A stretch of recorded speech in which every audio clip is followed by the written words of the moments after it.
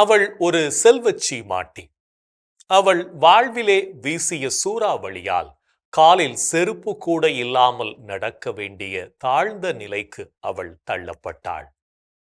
அவளிடம் ஒரு பெண், உன்னால் எல்லாவற்றையும் எப்படி சமாளிக்க முடிகிறது என்ற கேள்வியை கேட்டாள்.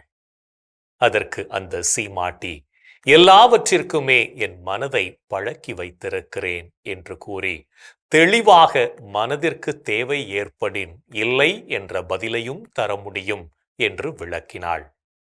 வாழ்வில் வரும் துன்பங்களை ஏற்றுக்கொண்டு இது துன்பம் அல்ல, நமது வாழ்விற்கு அளிக்கப்படும் உரம் என நினைத்து வருந்தும் மனதிற்கு இல்லை என்று கூறி மகிழ்ச்சியை வரவழைக்கும் வித்தையை கற்றுக்கொண்டவன் மனதில் தலைவனாகிறான்.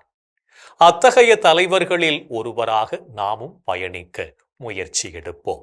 நல்லதையே வாழ்வாக்குவோம். இன்றைய தினத்தை எடுத்துக் கொள்வோம். இந்த நாள் முழுவதும் நாம் அனைத்திற்கும் ஆம் என்று பதில் சொல்லி வாழ்ந்தோமா என்று யோசித்து பார்ப்போம்.